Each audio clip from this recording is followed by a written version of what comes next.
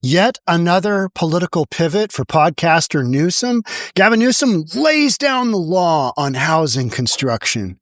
Now, affordable housing, massive issue in California.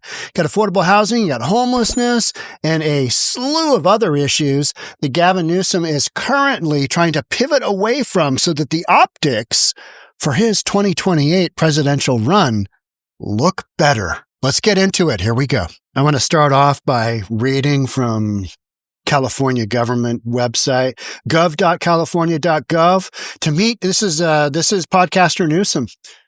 He hasn't recorded a podcast. He hasn't released one recently, has he? No, I haven't watched one. I watched bits and pieces, but do I care? Probably not. To meet California's housing goals, we need certainty. What does that mean? What are you talking about? Certainty. We need certainty. We need accountability. You mean like the $23 billion for homelessness that California spent that we don't really know where it goes? You mean like that? That kind of accountability? Oh, okay. And smarter land use. What does that mean? Texas is doing it. Florida is doing it. California, not doing it because you have layer after layer of nonsense, red tape, taxes, fees. You make building incredibly difficult. And all of a sudden, we need certainty, accountability, and smarter land use, and it's all going to happen. No, it's not. Not the endless regulatory delays that have held us back for decades. And granted, this is not all gruesome Newsom. This is not all podcaster Newsom's fault. But he certainly hasn't helped. A litany of Democrat progressive governors have not helped the housing supply in California. And that's what he's getting at. Increase that housing supply. Ain't going to happen. Not going to happen. Just not going to happen. Not going to happen in California, not going to happen in Oregon, and not going to happen in the state of Washington. Not happening. This proposal delivers lasting reforms to align. Here we go. Lasting reforms to align our systems for long-term impact, more housing, stronger communities, and sustainable growth that reflects the bold, forward-thinking spirit of California. Well, I think that was, go west, young man, go west. But that was a long time ago.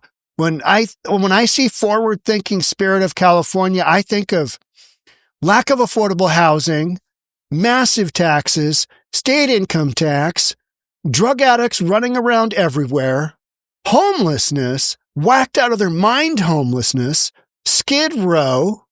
The list just goes on. And that is why Newsom is doing this, because the optics right now for his presidential run, they are not looking good. So he needs to do a bunch of talking and a bunch of he needs to get out there. One thing that Newsom is good at is trying to spin things. He attempts, whether it works or not, we'll see in 2028 if he can get elected.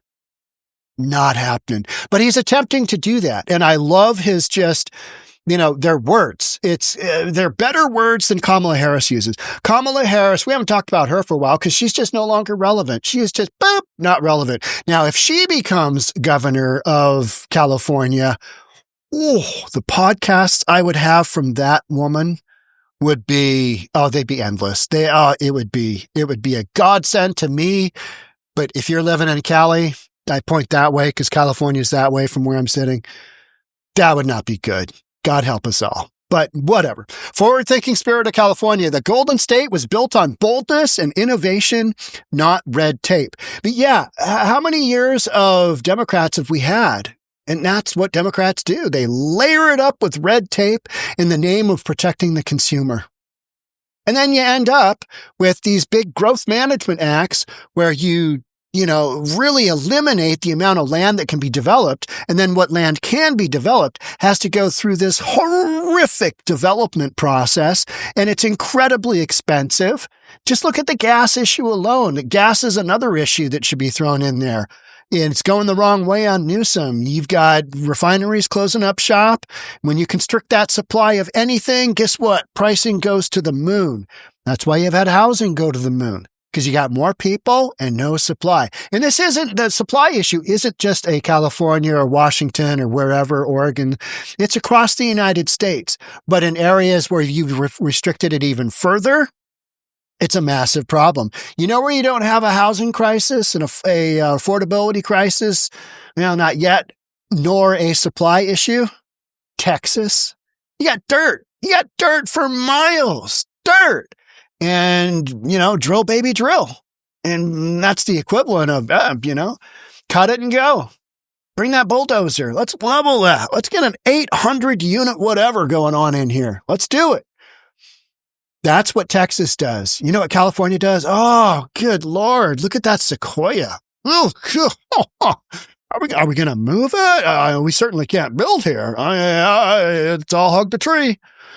We can't continue to block our own economic success. We're done with barriers. Newsom adds, he ends with, we're done with barriers. Let's get this built. Are you convinced? We're done with barriers. Let's get this built. Yeah, I'm not convinced either. Nah, that's just a bunch of nonsense, isn't it? But hey, I got a podcast out of it, right? Governor is wielding his power on an issue at the heart of California's struggle to address soaring costs. The other thing that I wanted to address, and I'm going to go, real estate 101 on you here, and it's not going to be fun, but real estate is inelastic. Inelastic, meaning it's not elastic, meaning when your demand is there, by the time you start building homes, oftentimes that demand cycle disappears. And then you've got all these homes because it's such a multi-year process to go through development, to construction, to selling, finance, development, construction, occupancy. It's such a process to go through that if Newsom says right now, hey, let's build a bunch of homes, that ain't happening for years, and especially in California. I mean, what was it? A month ago, I was doing a podcast of the 12,000 homes or 16,000 structures that have been taken down by the wildfires in California. 4 building permits had been issued. Cuatro. Not tres, not cinco, not seis, cuatro. 4 had been issued. I mean, it's California. What do you expect? The governor on Wednesday threw his weight behind a push to turbocharge housing construction statewide by slashing local restrictions and environmental reviews. Good luck with that. This is California. Good luck with that. Hey, I'm going to run for president. I need to cut some of that crap that we developed in years past. What can we do about those pesky local restrictions? How about those environmental reviews? Who gives a rat's ass about the spotted owl, right? Right? Yeah, I certainly don't. But then again, I love animals. I think they're tasty. Put them on the grill. Kill them and grill them. Ted Nugent style. With divisions among legislative Democrats imperiling a package of bills, Newsom announced during a news conference that he would instead advance those policy changes through the budget, over which he has considerably more leverage. We're going to get it built. We're going to get it built. Enough, Newsom said, after pointing to housing as the biggest issue facing Californians. Is affordable housing the biggest issue? I think it's the combined package. State income tax, housing, gas, just the incredible cost of everything. And so much of that has to do with self-imposed policy. Same thing here in Washington. Same damn thing here in Washington. So I'm looking around going, there is no way I want to retire here and just see whatever, small residual income I'll have coming to me get further and further shrunk. Do I want to do that? No. Hell no. Go somewhere else. This is a crisis. If you care about your kids, this is from Gavin Newsom. Gavin Newsom is now telling you this. This is a crisis. Well, it's been a crisis for a long, long time.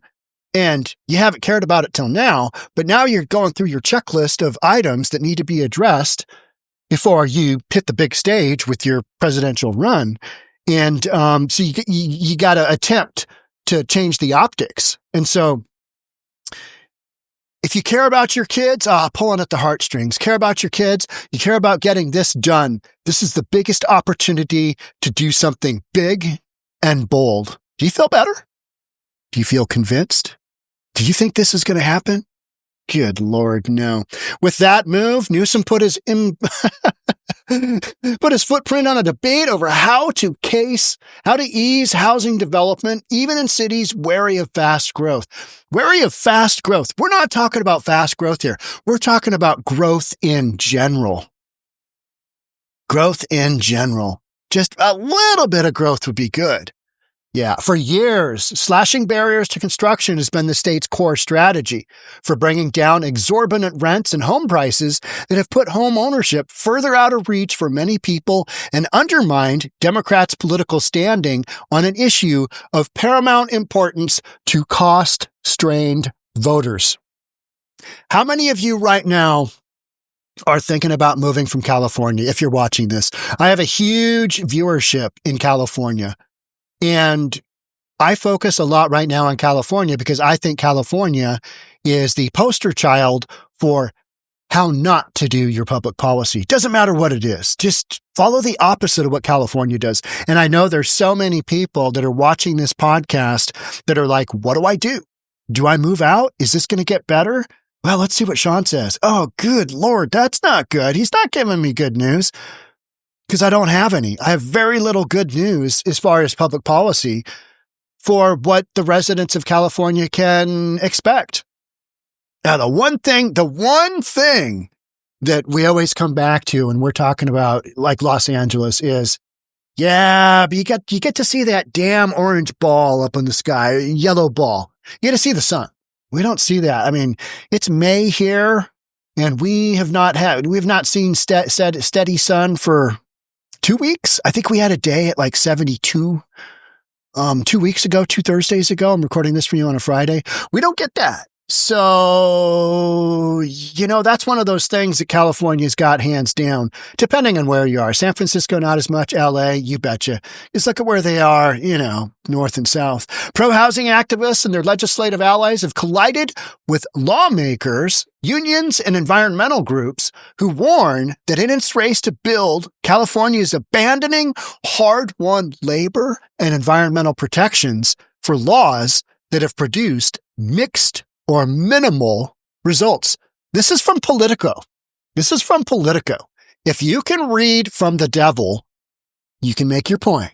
And that's what I kind of work on is, can I read from MSNBC and still get my point across? Can I read from CNN? Because people can't then say, well, Sean, you only read from Fox. You're only getting one source of information. I read from wherever's got the best information as far as the story and the most in-depth analysis. Sometimes it's CNN, sometimes it's Politico. This one I thought was interesting because they're they're pointing out some pretty obvious stuff. It doesn't take a genius to realize that, unions, environmental protections, you're not going to get cheap housing out of that. If you're really in love with that and progressive California is in love with that, are they in love with it as much as Washington State? On a different level, because California is the 4th largest economy in the world. They just passed Japan because of the weakening of the yen. How's that for a little figure there for you? Anyway,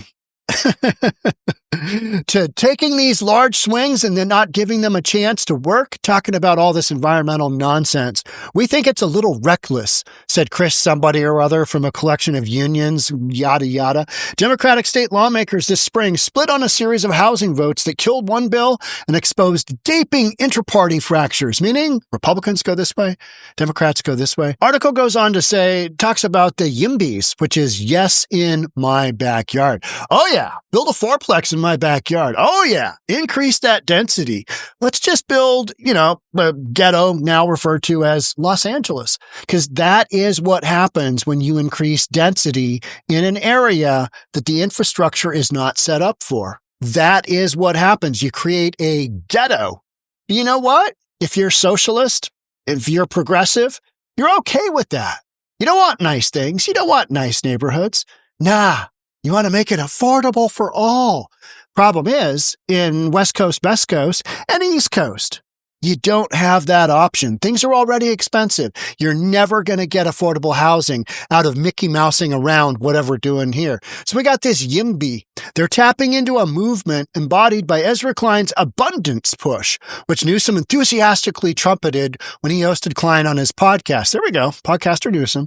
And fueled by alarm among elected Democrats that California's housing costs are driving away voters. Now, the underlying politics have shifted dramatically in the last decade as a cohort of Democrat state lawmakers began pushing bills to build more, faster, a fix Vice President Kamala Harris echoed for bringing down costs at the Democratic National Convention last summer. How's that working out? Does California have some pretty cheap housing? Oh, they don't? It's not working? Huh. Weird. Even when that meant defying labor unions, environmental groups, and homeowners who have long thwarted efforts to plan for and construct multifamily homes. Because nobody wants that in their backyard. You create a ghetto. Literally, that's what you do. Bring a whole bunch of apartment complexes in. You got people who can pay that, but they can't pay much more. You got a neighborhood full of $1 million homes. I can afford $1 million home. I don't want to live next to an apartment complex. It's simple economics. It's super basic.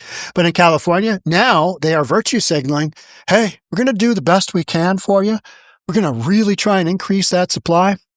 We need it, damn it. What did Newsom say in that stupid comment? We're done with barriers. Let's get this built. Oh, I feel better. I feel so much better. So what's next on podcaster Newsom's agenda to address? Well, because what he's trying to do is he is trying to overcome buyer objections in real estate terms. If you guys don't know why I talk about real estate all the time, it's because I'm the owner and a managing broker of a brokerage with like 100 real estate brokers. I own one of Seattle's oldest real estate appraisal companies. My background is in appraisal. I was a certified appraiser for years and years, decades, over 3 decades. And my background's appraising. I don't know jack about, half the stuff that these other podcasters talk about, but I know real estate. So that's why I talk about things that impact real estate, public safety, and that kind of stuff. The stuff that podcaster Newsom is talking about now, literally you're overcoming buyer objectives, which is, it's only got 2 bathrooms. I wanted 2.5. Well, here's a spot. You can put a toilet and a sink and close it off, and overcoming buyer objections. I don't like the asphalt driveway. All right, here's a bid for $25,000. Now you got a concrete driveway. Overcoming buyer objections. The residents of the United States will look in at California and go, all right, Gavin Newsom was the governor for how many years? And let's see. The budget. How many times did the budget double, triple, quadruple? Homelessness is 1/3 of the homelessness of all of the United States is located in California. Housing prices have gone through the roof. Electricity prices have gone through the roof. Gasoline, some of the highest prices in the country consistently. You have zero affordable housing, and you've got all these other things that are negatives. Newsom's just going down the checklist, just boop, boop, boop, boop, boop, trying to overcome buyer objections. That's all he's doing. That's all he's doing.